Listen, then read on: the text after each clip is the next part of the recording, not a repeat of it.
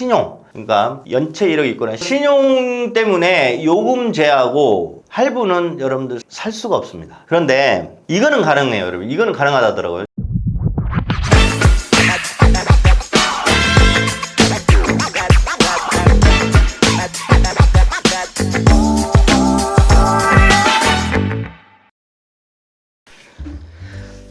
예, 여러분들 이번 시간 개인회생 파산 신청해도 휴대폰 사용 및 개통 가능한가요? 라는 질문을 또 많이 받아가지고 오늘 좀 정리 좀 해봤습니다.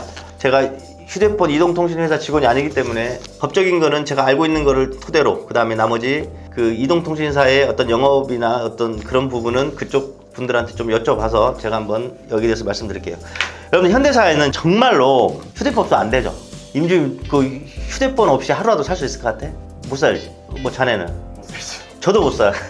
그러니까 여러분들 지금 핸드폰은 뭐 거의 뭐 완전 컴퓨터죠. 거의 인공지능 정도로 뭐 연락의 수단뿐만 아니라 문자, 은행 업무, 무슨 업무 모든 걸 다 할 수 있죠. 그러니까 휴대폰 없이는 살 수가 없습니다. 그래서 아무리 채무가 힘드신 분들이라도 나중에 뭐 개인회생이나 개인 파산을 진행하시더라도 휴대폰 사용에 대해서 궁금한 거는 너무나 인간으로서 당연한 궁금증이고, 그래서 저한테 질문을 많이 하십니다. 그래서 그 아무리 채무가 어렵지만 개인회생 파산을 진행한다 해서 휴대폰을 무조건 못 쓰게 해 이러면 옛날에는 없어도 살았죠. 2000년도 전에는. 근데 지금은 거의 내 업무라든지 일상생활에 마비가 되기 때문에, 여러분도 아시잖아요. 그냥 우리 사람들끼리 밥 먹어도 앞에서 막 휴대폰 만지면서 밥 먹는 거. 지금 시대가 그렇다니까. 그래서 여기에 대해서 좀 말씀드릴게요. 이거는 제가 엊그저께 이동통신 파는 후배 만나서 물어봤습니다. 휴대폰 연체가 되면 얼마 후에 중지되는지. 저 모르죠. 제가 어떻게 알겠습니까? SK 직원입니까? 제가 뭐 LG 직원입니까? 모르는데 그 친구 가르쳐 주더라고요. 한 달 밀린 건 아무 문제가 안 된다대요. 근데 2개월 미납이 되면 발신 정지를 시킨답니다. 그러면 전화만 받을 수 있고 할 수는 없대요.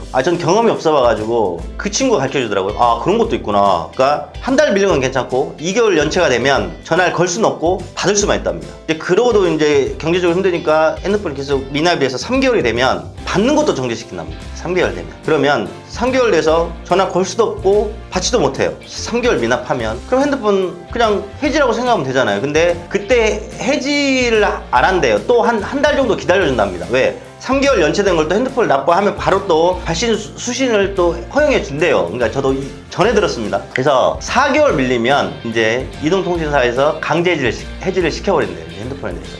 이 단계를 거치는데, 자, 기존에 사용하고 계시던 본인 명의 휴대폰들은 연체만 되지 않으시면 개인 회생 파산 진행하시고 요금만 제대로 납입하시면 핸드폰 사용 아무런 문제가 되지 않으십니다. 다만 이제 어떠한 이유로 기존의 4명의 핸드폰이 사용을 못하게 됐어요. 그래서 새로운 휴대폰을 내가 새롭게 개통하는 거에 대해서 이제 이게 요점이거든요. 우선은 일괄적으로 안 됩니다.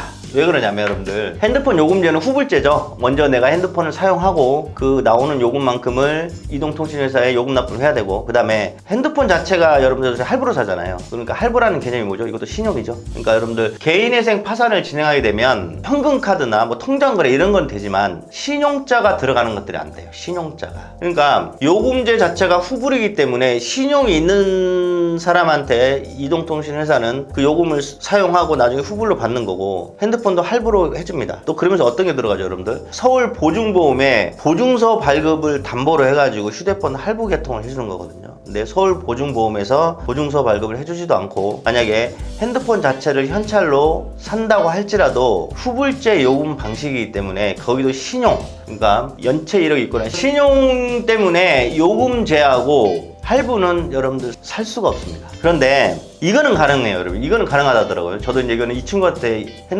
휴대폰 파는 운영하고 있는 친구가 그러는데, 선불폰 있죠, 여러분. 선불폰. 이거는 개통이 가능합니다. 선불폰은. 왜 그러냐면 선불폰은 먼저 내가 돈을 지급하고 핸드폰을 사용하는 거잖아요. 그렇기 때문에 이거는 신용하고 상관이 없대요. 미리 돈을 주고 핸드폰 이용에 대한 돈을 주고 사용하는 선불제 휴대폰은 개통이 가능하답니다. 그리고 유심칩이라는 걸 산대요, 여러분. 유심칩이라는 거를. 이거는 뭐 어디 이동통신사를 안 가도, 여러분들 나도 몰랐는데 편의점만 가도 유심칩 선불폰 그걸 살 수 있다고 하더라고요. 그러니까 그것만 여러분들 구매하셔가지고 그것만 바깥 끼우면 그거는 계속해서 선불폰은 사용할 수 있다고 그럽니다. 그러면 만약에 후불폰이고 할부입니다. 그러면 내가 그러면 새롭게 휴대폰 개통은 언제 가능한지에 대해서 마지막으로 말씀드리면, 개인 회생은 여러분들 인가 결정이 난 후에, 그 다음에 개인 파산은 나중에 면책 확정 판결이 난 후에 이때 개통이 가능하다 합니다. 왜 그러냐면 인가 결정이 나고 개인 파산 면책 결정이 나면 그 결정문이 신용정보로 날아가요. 그러면 과거 연체 기록이 싹 지워집니다. 그렇기 때문에 그 이후부터는 휴대폰 개통이 가능하다고 합니다.